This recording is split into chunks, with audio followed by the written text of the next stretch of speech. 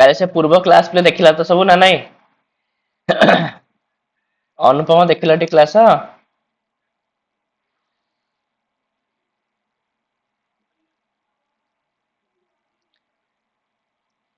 तो यही पर्यंत पिला माने पढ़ी कि करुण रसस्य दुख हेतुत्वे करुण रस प्रधान रामायणादि प्रबंधानामपि दुख हेतुता प्रसंगः स्यात् ना नहीं। सर मैं अब तापर वर्तमान पुणी पिले शंका उठाउचंती कौन से शंका। Hello sir. हाँ हाँ कुआ सर सुबिला आज्ञा सर देखिଥିଲି କାଲି। हाँ हैला पिले कौन से शंका उठाउचंती पुणी आउ थरे ना ननु कथम दुख कारणेभ्यः सुखोत्पत्ति इति आह। जदि पुणी के प्रश्न कला कि अच्छा दुखर कारण भितरु भी तमे केमती सुखर उत्पत्ति हेई पारुछि। करुण रस पिले दुखर कारण तो से करुण रसरु सुखर उत्पत्ति केमिति हेई पारुछि हैला। ठीक अछि पिले सुखर उत्पत्ति केमिति हेई पारुछि।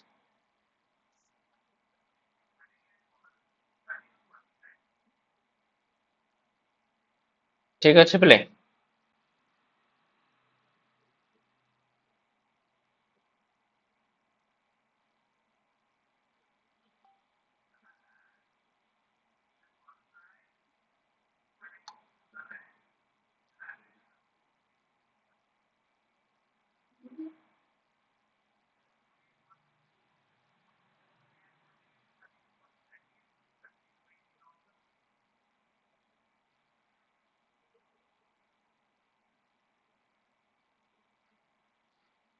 गोटे मिनिट पिले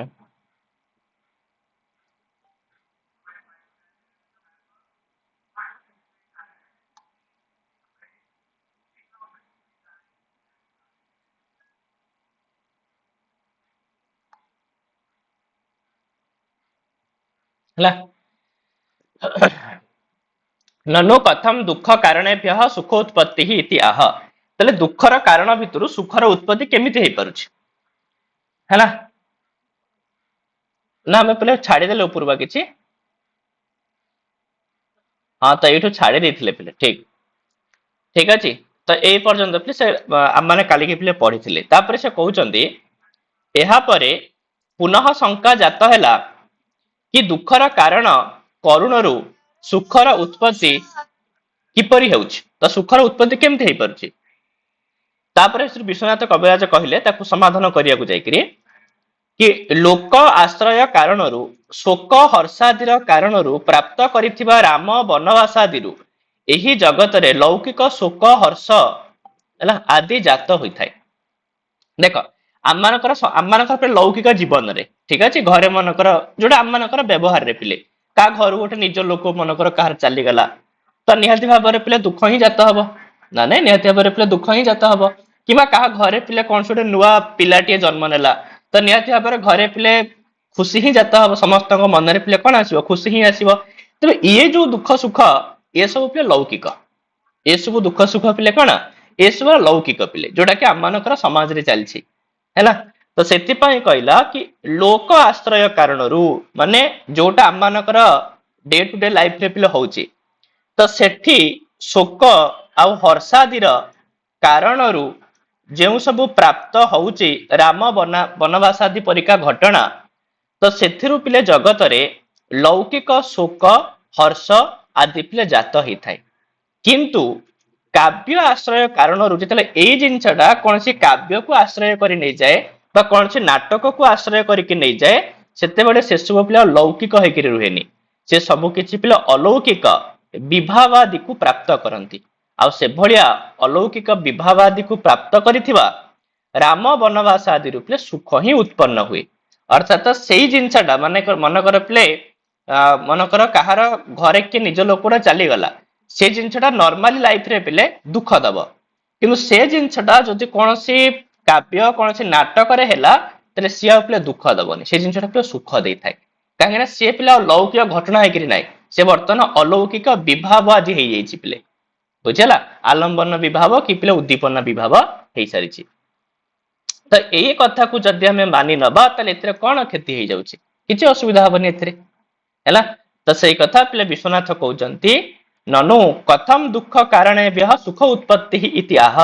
ମାନେ ଯଦି କେହି ଶଙ୍କା କରେ କି ଦୁଃଖର କାରଣରୁ ଏ ସୁଖର ଉତ୍ପତ୍ତି କେମିତି ହେଇପାରୁଛି, ତ ସେଇ କଥା ବିଶ୍ୱନାଥ କବିରାଜ କହୁଛନ୍ତି କି ହେତୁତ୍ୱମ୍ ଶୋକ ହର୍ଷାଦେଃ ଗତେଭ୍ୟଃ ଲୋକ ସଂଶ୍ରୟାତ ଶୋକ ହର୍ଷାଦୟଃ ଲୋକେ ହେଲା ଜାୟନ୍ତମ୍ ପିଲେଟା ଜାୟନ୍ତାମ୍ ନାମ ଲୌକିକା। କହୁଛନ୍ତି କି ଲୋକ ସଂଶ୍ରୟାତ ମାନେ ଆମମାନଙ୍କର ଲୌକିକ ବ୍ୟବହାର କାରଣରୁ ଶୋକ ହର୍ଷାଦି ମାନେ ଯୋଉ ହେତୁତ୍ୱକୁ ପ୍ରାପ୍ତ କରିଛନ୍ତି, ମାନେ ଶୋକ ହର୍ଷାଦି ଯୋଉ ଦୁଃଖର କାରଣକୁ ପ୍ରାପ୍ତ କରିଛନ୍ତି, ତ ସେଥିରୁ ଯୋଉ ଶୋକ ହର୍ଷାଦୟ ଜାୟନ୍ତାମ୍ ଲୋକେ ମାନେ ସମାଜରେ ଯୋଉ ଶୋକ ହର୍ଷ ଇତ୍ୟାଦି ଜାତ ହେଇଥାଏ ତାହାକୁ ନା ଲୌକିକା ନାମ, ତାକୁ ଲୌକିକ ବୋଲି କୁହାଯାଏ। କିନ୍ତୁ ଅଲୌକିକ ବିଭାବତ୍ୱମ୍ ପ୍ରାପ୍ତେଭ୍ୟଃ କାବ୍ୟ ସଂଶ୍ରୟାତ୍, କିନ୍ତୁ ସେଇ ଜିନିଷ ଯଦି କାବ୍ୟକୁ ପ୍ରାପ୍ତ କରିନେଲା, ଯଦି କାବ୍ୟକୁ ଆଶ୍ରୟ କରିନେଲା, ତାହେଲେ ଅଲୌକିକ ବିଭାବକୁ ପିଲେ ସେମାନେ ପ୍ରାପ୍ତ କରିଥାନ୍ତି। ସେ ଶୋକ ହର୍ଷ ଇତ୍ୟାଦି ଅଲୌକିକ ବିଭାବକୁ ପ୍ରାପ୍ତ କରିଥାନ୍ତି। ଆଉ ତେଭ୍ୟଃ ସର୍ବେଭ୍ୟଃ, ଆଉ ସେ ସବୁରୁ କେବଳ ସୁଖମ ସଞ୍ଜାୟତେ, କେବଳ ସୁଖ ହିଁ ଜାତ ହେଇଥାଏ ହେଲା।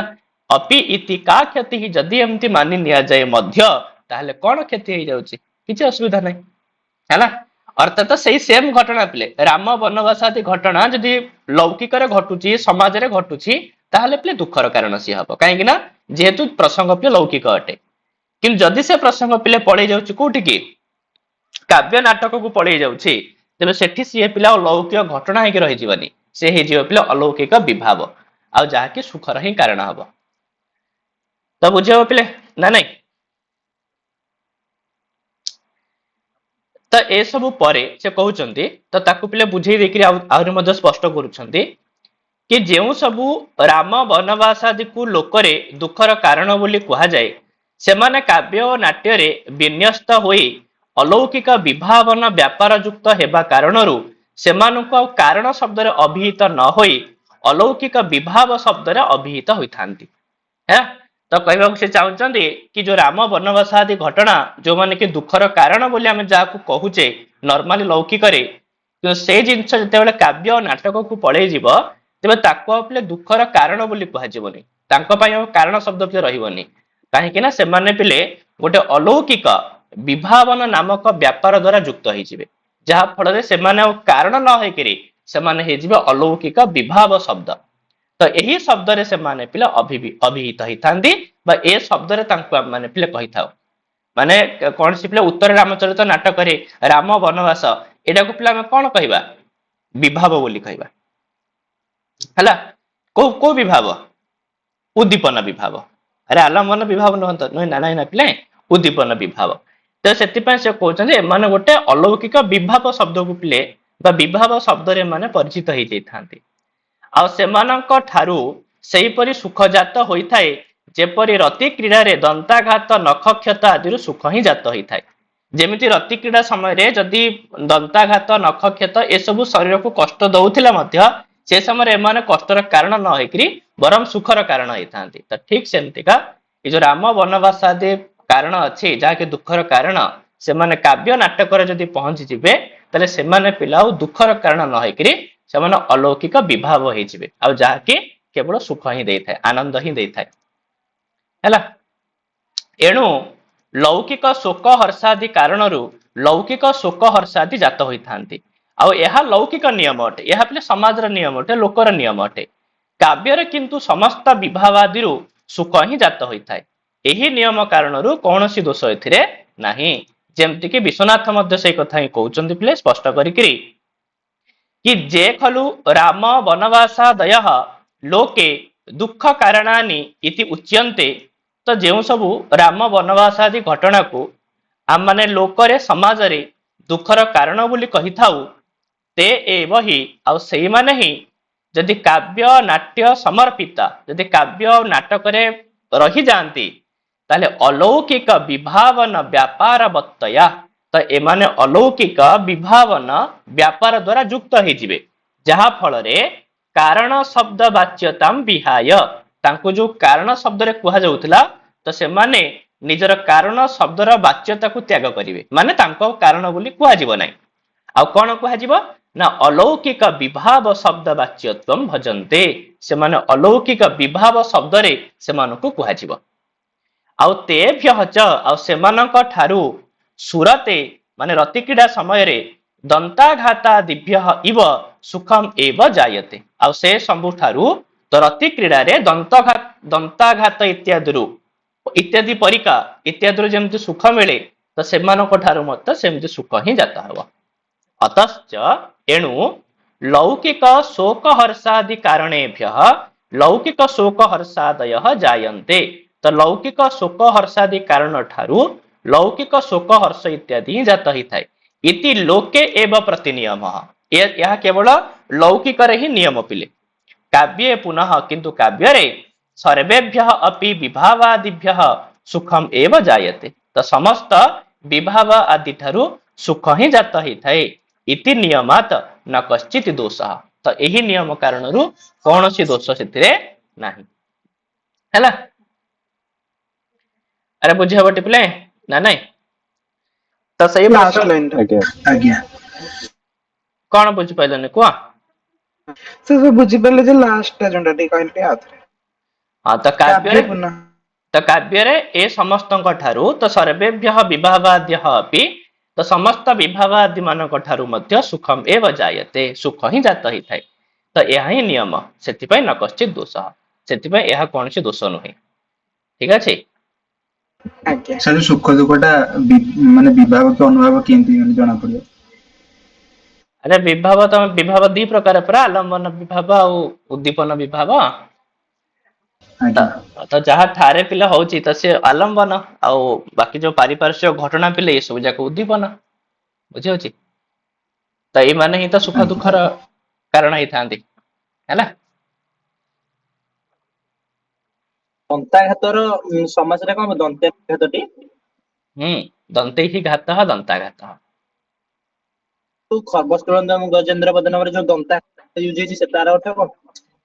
ହଁ, ଦନ୍ତାଘାତ ବିଦାରିତାରି ରୁଧିରେ ସିନ୍ଦୁରେ ଶୋଭା କରମ୍, ତ ସେ ବି ସେଇ ଦନ୍ତାଘାତ ଦ୍ଵାରା ବିଦାରିତ ହେଇଥିବା ରୁଧିର ଦ୍ଵାରା, ହେଲା, ତ ସିନ୍ଦୁରେ ଶୋଭା କରମ୍, ତ ସତେ ଯେମିତି ଏଭଳିଆ ସିନ୍ଦୁର ଯାହା ଦ୍ଵାରା କି ଯେ ଅତ୍ୟନ୍ତ ସୁନ୍ଦର ଲାଗୁଛନ୍ତି। ଦନ୍ତାଘାତ ଦ୍ଵାରା ଯାହା ମାନେ ବିଦାରଣ କରିଦେଇଛନ୍ତି ରାକ୍ଷସ ମାନଙ୍କୁ। ଠିକ ଅଛି।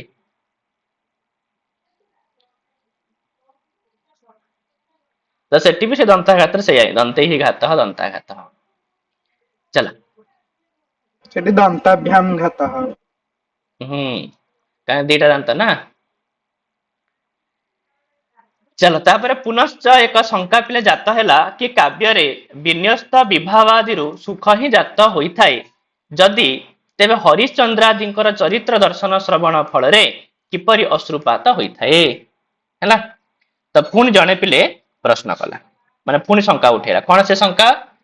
କି କାବ୍ୟରେ ଯଦି ବିନ୍ୟସ୍ତ ହେଇଥିବା ବିଭାବାଦିରୁ ସୁଖ ହିଁ ଜାତ ହୋଇଥାଏ ବୋଲି ତୁମେ କହୁଛ, ତାହେଲେ ସେଇ କାବ୍ୟକୁ ପଢିବା ସମୟରେ ହଉ କିମ୍ବା ସେଇ ଜିନିଷକୁ ନାଟକରେ ଦେଖିବା ସମୟରେ ହଉ, ଯେମିତିକି ହରିଶ୍ଚନ୍ଦ୍ର ଇତ୍ୟାଦିଙ୍କର ଚରିତ୍ର ଯେତେବେଳେ ଆମେ ଦେଖୁ, ତ ସେତେବେଳେ ଲୋକମାନଙ୍କର କାହିଁକି ଆଖିରେ ଲୁହ ବୋହି ଆସେ? ସେମାନଙ୍କର କାହିଁକି ଅଶ୍ରୁପାତ ହେଇଥାଏ? ହେଲା, ତ ଏହାର ସମାଧାନରେ ବିଶ୍ୱନାଥ କହିଲେ, ହୃଦୟର ଦ୍ରବିଭାବ କାରଣରୁ ହିଁ ଅଶ୍ରୁପାତ ହେଇଥାଏ, ନୁହଁ କି ଦୁଃଖ କାରଣରୁ। ସେ କହୁଛ ଯେହେତୁ ସେଇ ଜିନିଷ ଦେଖିଲେ ଲୋକମାନଙ୍କର ହୃଦୟ ପୁରାପୁରି ଦ୍ରବୀଭୂତ ହେଇଯାଏ, ହେଲା, ଲୋକମାନଙ୍କର ହୃଦୟ ପୁରାପୁରି ଗଦଗଦ ହେଇଯାଏ, ସେଥିପାଇଁ ତାଙ୍କ ଆଖିରେ ଲୁହ ବୋହି ଆସେ, ନୁହଁ କି ତାଙ୍କୁ ଦୁଃଖ ଲାଗୁଛି, ମାନେ ଦୁଃଖ କାରଣରୁ ନୁହଁ। ବୁଝିହେଲା? ତ ଯଥା ବିଶ୍ୱନାଥଙ୍କ ଭାଷାରେ, ତ ବିଶ୍ୱନାଥଙ୍କ ଭାଷାରେ ପିଲେ କଣ ନା କଥମ ତରିହି ହରିଶ୍ଚନ୍ଦ୍ରାଦି ଚରିତସ୍ୟ କାବ୍ୟ ନାଟ୍ୟୟୋ ଅପି ଦର୍ଶନ ଶ୍ରବଣାଭ୍ୟାମ ଅଶ୍ରୁପାତାଦୟ ଜାୟନ୍ତେ, ତାହେଲେ କିପରି ପୁଣି ହରିଶ୍ଚନ୍ଦ୍ରାଦିଙ୍କର ଚରିତକୁ ଯେତେବେଳେ କାବ୍ୟ ଆଉ ନାଟକରେ ଦେଖାଯାଏ କିମ୍ବା ଶୁଣାଯାଏ ତ ଅଶ୍ରୁପାତ ଇତ୍ୟାଦି କାହିଁକି ହେଇଥାଏ? ତ ସେଥିପାଇଁ କହୁଛନ୍ତି, ତାର ଉତ୍ତର ହେଲା କି ଅଶ୍ରୁପାତାଦୟ ତଦବତ ଦ୍ରୁତତ୍ୱାତ ଚେତସଃ ମତଃ, ତ ହେଲା, ତ ଚେତସଃ ଦ୍ରୁତତ୍ୱାତ, ଯେହେତୁ ହୃଦୟ ପୁରାପୁରି ଦ୍ରବୀଭୂତ ହେଇଯାଏ, ସେଥିପାଇଁ ଅଶ୍ରୁପାତାଦୟ, ସେଥିପାଇଁ ପିଲେ ତଦବତ ଅଶ୍ରୁପାତାଦୟ, ତ ସେଇଭଳିଆ ଅଶ୍ରୁପାତ ଇତ୍ୟାଦି ହେଇଥାଏ, ତାହା ହିଁ ମତଃ, ତାହା ହିଁ ଆମମାନଙ୍କର ମତ ଅଟେ। ହେଲା, ତ ବୁଝିଲା ପିଲେ? ତ ଇଏ ବି ଗୋଟେ ଶଙ୍କା ଥିଲା, ତାର ବି ସମାଧାନ କଲେ। ତାପରେ ପୁଣି ପିଲେ ଶଙ୍କା ଜାତ ହେଲା। ପୁନଶ୍ଚ ଶଙ୍କା ଜାତ ହେଲା କାହିଁକି ସବୁ ଲୋକଙ୍କର ଏହି ରସର ଅଭିବ୍ୟକ୍ତି ହୋଇନଥାଏ। ଆଚ୍ଛା ଏଇ ଯୋଉ ଜିନିଷଟା ନାଟକ ତ ସମସ୍ତେ ପ୍ରାୟ ଦେଖୁଥିବେ ନା ନାଇଁ? ତ ଦେଖିବ କିଛି ଲୋକଙ୍କର ମାନେ ଯଦି ସେଠି ମଧ୍ୟ କିଛି ଦୁଃଖର କାହାଣୀ ଆସିଲା ସେମାନେ ମଧ୍ୟ କାନ୍ଦି ପକଉଥାନ୍ତି ପିଲେ, କିନ୍ତୁ ଆଉ କିଛି ଲୋକ ପିଲେ ସେମିତି ବସିଥାନ୍ତି ନା ନାଇଁ? ତାହେଲେ ତାଙ୍କର ସଂସ୍କାର ନଥାଏ, ପୂର୍ବଜନ୍ମ ସଂସ୍କାର। ହଁ, ତ ସେଇ କଥା ସେ କହୁଛନ୍ତି ପିଲା, ତାହେଲେ ସବୁ ଲୋକଙ୍କର ଏଇ ଜିନିଷ କଣ ପାଇଁ ଅଭିବ୍ୟକ୍ତି ହେଇପାରେ ନାହିଁ? ତ ତାର କାରଣ ସିଏ କହୁଛନ୍ତି, ଏହାର ସମାଧାନରେ ବିଶ୍ୱନାଥ କହିଲେ ରତି ଆଦିର ବାସନା ବା ସଂସ୍କାର ବିଶେଷ ବିନା ରସର ଆସ୍ୱାଦ ହୋଇନଥାଏ। ହେଲା, ତ ରତି ଆଦି ସଂସ୍କାର ବା ରତି ଆଦି ବାସନା ମାନେ ଏଇ ଯୋଉ ରତି ଆଦି ବାସନା କହିଲେ ଏ ଟାଇପ ର ବାସନା, ଠିକ ଅଛି? ମାନେ ମାନେ କଣ କହିପାରିବା, ମାନେ ଯୋଉ ସ୍ଥାୟୀ ଭାବ ଇତ୍ୟାଦିର ପିଲେ ବାସନା ଏସବୁ ତାଙ୍କ ପାଖରେ ଯେହେତୁ ନାହିଁ, ସେଥିପାଇଁ ସେମାନେ ରସର ଆସ୍ୱାଦନ ପିଲେ କରିପାରି ନଥାନ୍ତି। ଯେମିତିକି ବିଶ୍ୱନାଥ କହୁଛନ୍ତି ପିଲେ ତରିହି କଥମ କାବ୍ୟତଃ ସର୍ବେଷାଂ ଇଦୃଶୀ ରସାଭିବ୍ୟକ୍ତି ନ ଜାୟତେ। ତାହେଲେ କାବ୍ୟରୁ ସମସ୍ତଙ୍କର ଏଭଳିଆ ରସାଭିବ୍ୟକ୍ତି କାହିଁକି ହେଇପାରୁନାହିଁ? ଇତ୍ୟତଃ ଆହ, ତେଣୁ କୁହାଗଲା ନ ଜାୟତେ ତଦାସ୍ୱାଦଃ ବିନା ରତ୍ୟାଦି ଭାବନା। ତ ରତ୍ୟାଦି ଭାବନା ବିନା ଏଇ ଯୋଉ ରସାସ୍ୱାଦ ପିଲେ ନ ଜାୟତେ, ରସାସ୍ୱାଦ ହେଇପାରି ନଥାଏ। ଆଉ ତାପରେ କହୁଛନ୍ତି ଏଇ ଯୋଉ ବାସନା ଇଏ ପୁଣି ପିଲେ ଦୁଇ ପ୍ରକାର ବାସନା। ତ ଦିଟା ଯାକ ବାସନା ଥିବାର ଅଛି। କୌଣସି ଗୋଟିଏ ବାସନା ମାନେ ସଂସ୍କାର ପିଲେ, ଏଠି ବାସନା ମାନେ ଆଉ କିଛି ଭାବିବନି, ବାସନା ମାନେ କଣ? ସଂସ୍କାର। ତ ସେ କହୁଛନ୍ତି ବାସନା ପିଲେ ଦୁଇ ପ୍ରକାର। କଣ କଣ ଦୁଇ ପ୍ରକାର? ନା ଗୋଟେ ହେଲା ପିଲେ ଇଦାନିନ୍ତ ନିବାସନା, ଗୋଟେ ହେଲା ପିଲେ ପ୍ରାକ୍ତନୀ ବାସନା। ମନେ ରଖିବ, ଇଦାନିନ୍ତ ନିବାସନା ମାନେ କଣ? ନା ଏ ଜନ୍ମରେ, ଠିକ ଅଛି, ବର୍ତ୍ତମାନ ସିଚୁଏସନରେ ତୁମର ସେ ରତ୍ୟାଦି ବାସନା ଥିବାର ଅଛି, ତୁମେ ସେ ଜିନିଷକୁ ବୁଝିପାରୁଥିବାର ଅଛି। ଆଉ ପିଲେ କଣ ନା ପୂର୍ବ ଜନ୍ମରୁ ମଧ୍ୟ ତୁମେ ସେଇ ସଂସ୍କାରରେ ପଡିଥିବାର ଅଛି, ଠିକ ଅଛି? ଯଦି ସାର୍ ବାସନା ମାନେ ସେ ଯୋଉ ପୁଣ୍ୟଟି, ମାନେ ଯିଏ ତ ରସକୁ ଅନୁଭବ କରିପାରିବ, ତାର ପୁଣ୍ୟ ଫଳ ମାନେ ପୁଣ୍ୟବାନ ହେଇଥିଲେ ସିନା କରିପାରିବ। ବାସନା ମାନେ ସେ ପୁଣ୍ୟଟି ନା କଣ? ହଁ, ବାସନା କହିଲେ ସେ ପୁଣ୍ୟ ହିଁ ବାସନା, ଠିକ ଅଛି? ଆଜ୍ଞା। ତ ତା ପାଖରେ ଦି ପ୍ରକାରର ବାସନା, ଦି ପ୍ରକାରର ସଂସ୍କାର ଥିବାର ଅଛି। ଏ ଜନ୍ମର ବି ସଂସ୍କାର ଥିବାର ଅଛି, ପୂର୍ବ ଜନ୍ମର ବି ସଂସ୍କାର ଥିବାର ଅଛି। ହେଲା, ଆଉ ତୁମେ ଯଦି କହିବ ଏ ଦିଟା ସଂସ୍କାର ଗ୍ରହଣ କରିବା କଣ ଆବଶ୍ୟକତା ପଡିଲା, ତୁମେ ଗୋଟିଏ ବି ତ କହିପାରିଥାନ୍ତ କେବଳ ବାସନା ବୋଲି, କିନ୍ତୁ ନା, ସେମିତି ହବନି। କାହିଁକି ନା କିଛି ଲୋକଙ୍କ ପାଖରେ ଇଦାନିନ୍ତନି ବାସନା ଥାଏ, ପ୍ରାକ୍ତନୀ ବାସନା ସେମାନଙ୍କ ପାଖରେ ନଥାଏ, ଯାହାଫଳରେ ସେମାନେ ବି ରସର ଆସ୍ୱାଦନ କରିପାରିନଥାନ୍ତି। କାହିଁ, କେମିତି ଉଦାହରଣ? ନା ଆମ ତ ଦୁନିଆରେ ଦେଖୁ କିଛି ଲୋକ ବର୍ତ୍ତମାନ ଲାଇଫରେ ତ ସେମାନେ କାବ୍ୟ ଶାସ୍ତ୍ର ଏସବୁ ପ୍ରତି ବହୁତ ଅନୁରାଗୀ, କିନ୍ତୁ ସେମାନେ ପ୍ଲେ ସେତିକି ରସାସ୍ୱାଦ କରିପାରନ୍ତିନି, ସେମାନେ ସେତିକି ରସାସ୍ୱାଦ କରିପାରନ୍ତିନି। ତାହେଲେ ଆମେ ତ ଦେଖୁ ଯେ ତାଙ୍କ ପାଖରେ ବାସନା ଅଛି, ତାହେଲେ ପୁଣି କାହିଁ କରିପାରୁନାହାନ୍ତି? ନା ତାଙ୍କର ପ୍ରାକ୍ତନୀ ବାସନା ନାହିଁ, ସେଥିପାଇଁ ଆମକୁ ପ୍ରାକ୍ତନୀ ବାସନା ପିଲେ ଗ୍ରହଣ କରିବାକୁ ପଡିଲା।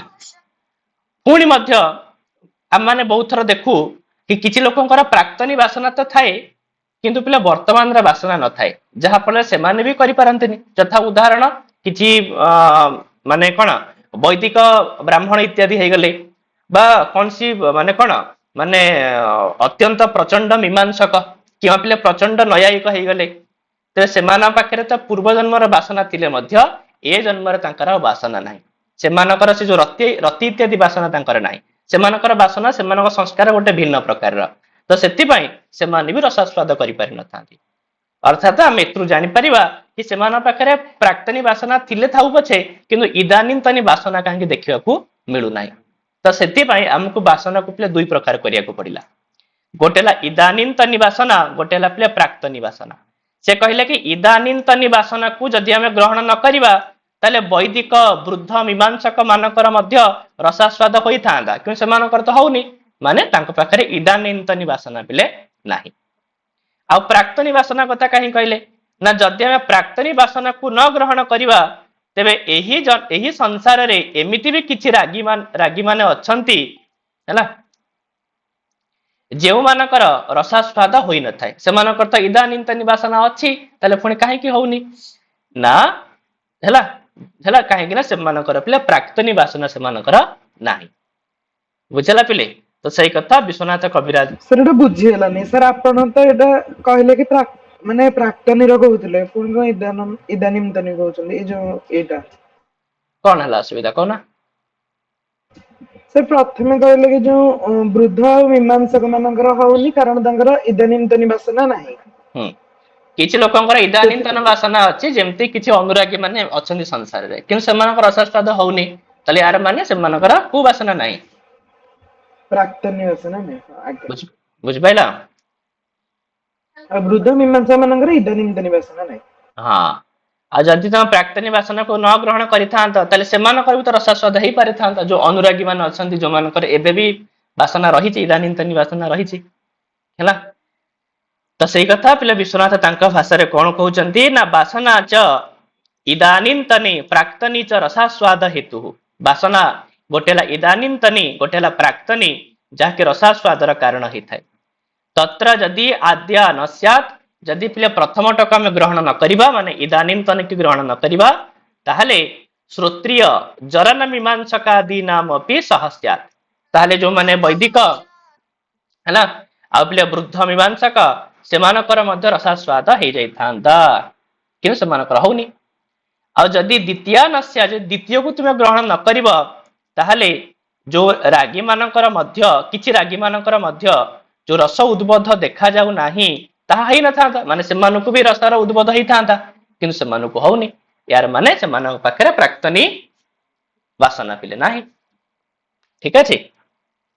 ତ ଏଇଭଳି ଭାବରେ ବାସନକୁ ଆମେ ଦି ପ୍ରକାରରେ ହିଁ ଗ୍ରହଣ କରିବାକୁ ପଡିବ, ଇଦାନୀନ୍ତନୀ, ଆଉ ଗୋଟେ ହେଲା କଣ, ପ୍ରାକ୍ତନୀ, ହେଲା। ତ ଏଇ କଥା ଧର୍ମଦତ୍ତ ମଧ୍ୟ କୁହନ୍ତି କି ବାସନା ଯୁକ୍ତ ସଭ୍ୟ ମାନଙ୍କର ହିଁ ରସାସ୍ୱାଦନ ହୋଇଥାଏ। ତ ଯୋଉ ସଭ୍ୟ ମାନେ ବାସନା ଯୁକ୍ତ, ଯାହା ପାଖରେ ବାସନା ଅଛି, ପୂର୍ବର ସଂସ୍କାର ଅଛି, ଏବର ସଂସ୍କାର ଅଛି, ତ ସେମାନେ ହିଁ ରସାସ୍ୱାଦ କରିପାରିଥାନ୍ତି। ଆଉ ଯେଉଁମାନଙ୍କ ପାଖରେ ବାସନା ନଥାଏ, ସେମାନେ ରଙ୍ଗ ଭୂମିରେ କାଠ, କାନ୍ଥ, ପଥର ପରିକା ଅନୁଭବ ରହିତ ହିଁ ରହିଥାନ୍ତି। ସେମାନଙ୍କୁ କୌଣସି ପ୍ରକାର ଅନୁଭବ ପିଲେ ହେଇ ହିଁ ନଥାଏ, ବାସ୍ ଦେଖିବା କଥା ଦେଖୁଛନ୍ତି, ହେଲା। ତ ଯେମିତି ବିଶ୍ୱନାଥଙ୍କ ଭାଷାରେ ପିଲେ ଉକ୍ତମ ଚ ଧର୍ମଦତ୍ତେନ, ଧର୍ମଦତ୍ତ ମଧ୍ୟ କୁହନ୍ତି ସବାସନାନାଂ ସଭ୍ୟାନାଂ ରସସ୍ୟାସ୍ୱାଦନଂ ଭବେତ୍ ନିର୍ବାସନାସ୍ତୁ ରଙ୍ଗାନ୍ତଃ କାଷ୍ଠକୁଡ୍ୟାସ୍ମ ସନ୍ନିଭା। ତ ଯୋଉ ସଭ୍ୟ ମାନେ ସବାସନ, ଯାହା ପାଖରେ ବାସନା ଅଛି, ସେଇମାନଙ୍କର ହିଁ ରସସ୍ୟ ଆସ୍ୱାଦନଂ ଭବେତ୍, ସେଇମାନେ ହିଁ, ହେଲା। ଠିକ ଅଛି। ସାର୍ ସେଇ, ହଁ କୁହ।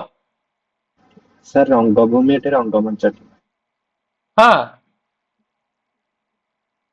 ଆଜ୍ଞା।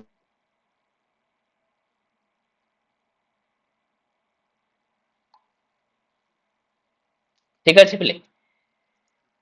ତାହେଲେ ଯୋଉ ସଭ୍ୟ ମାନେ ସବାସନା ନାମ, ମାନେ ଯୋଉମାନଙ୍କର ପୂର୍ବର ବାସନା ଅଛି, ଏବେର ବାସନା ଅଛି, ସେମାନଙ୍କର ହିଁ ରସସ୍ୟ ଆସ୍ୱାଦନମ ଭବେତ୍, ସେମାନଙ୍କର ହିଁ ରସର ଆସ୍ୱାଦ ହେଇଥାଏ। ଆଉ ଯୋଉମାନେ ନିର୍ବାସନା, ଯୋଉମାନଙ୍କର ବାସନା ନାହିଁ, ସେମାନେ ରଙ୍ଗମଞ୍ଚରେ ଥିବା କାଠ, କାନ୍ଥ ଆଉ ପଥର ପରିକା ହେଇଥାନ୍ତି, ହେଲା। କୁଡ୍ୟ କହିଲେ କାନ୍ଥ, ଅଶ୍ମ କହିଲେ ପିଲେ ପଥର। ବୁଝିହବ ନା ନାଇଁ? ଆଉ ସନ୍ନିଭାଗ ପରିକା, ସନ୍ନିଭାହ, ତୁଲ୍ୟାହ, ଆଜ୍ଞା। ହେଲା। ତ କାଷ୍ଠ, କୁଡ୍ୟ, ଅଶ୍ମ, ସନ୍ନିଭା। ତ ବାକି ଏତିକି ପିଲା ପ୍ରସଙ୍ଗ ଥିଲା, ମାନେ ପୁଣି କାଲିକି ଆଉ ଯାହା ଯାହା ଶଙ୍କା ସବୁ ଅଛି, ତାପରେ ମଧ୍ୟ ପିଲାମାନେ ଡିସ୍କସନ ପିଲେ କରିବା, ହେଲା। ଆଉ ପିଲେ କିଛି ନହେଲେ ଗୋଟେ 6-7ଟା କ୍ଲାସରେ ଆମର ପୁରା କମ୍ପ୍ଲିଟ ହେଇଯିବ, ହେଲା। ଆଉ କିଛି ନାହିଁ ବିଶେଷ ପିଲା ଜିନିଷ, ଅପଡେଟ ହେଇଯାଇଛି। ଅପଡେଟ ହେଇଯାଇଛି ଏଇଟା। ଆଜ୍ଞା। ହଉ ପିଲେ ସାର୍ ଠିକ ଅଛି, ହଁ କୁହ। ସାର୍ କାଲି ଯୋଉ ଗୋଟେ କାରିକେଟ ଯୋଉ କହେ କରୁଣା ଦା ବପି ସେ ଯୋଉଥିରେ କରୁଣ, ଭୟାନକ, ବିଭତ୍ସ ଏଇଟା ସବୁ ଯାଇଛି ଭାରି ନା, ସେଇ ରାସ ଭିତରେ। ହୁଁ, ଆଦିପଦେ ସବୁ ଗ୍ରହଣ, ବିଭତ୍ସ, ଭୟାନକ, ହେଲା। ଆଜ୍ଞା। ହଁ। ସାହିତ୍ୟରେ ପୁଣି ଲିଙ୍କ ଟା କଣ ପିଇନି ନା କଣ? ସେଇ ଲିଙ୍କଟା ଟିକେ ପିନ୍ କରିଦେ, ସେଟା ଆସୁନି, ଖୋଜିବାକୁ ପଡୁଛି। କୋଉ ଡେଟ ରେ? ହଉ ତ ଦେଖିବ ପିଲେ ଆଉ କଣ ହେଇଛି ଆଉ, ହେଲା। ତାକୁ ପିନ୍ ଗୋଟେ କିଏ କରିଦିଅ। ଆଉ ତମେ ସ୍ମୃତିରଞ୍ଜନ ବୁଝିପାରିଲ ତ, କେମିତି କରିବ ସେଇଟା? ଆଜ୍ଞା ସାର୍, ବୁଝିଗଲା। ହୁଁ। ଦେଖିକି ପଠେଇଦେବି ଆଉ ଜଲଦି। ହଉ, ହଉ ପିଲେ ଠିକ ଅଛି।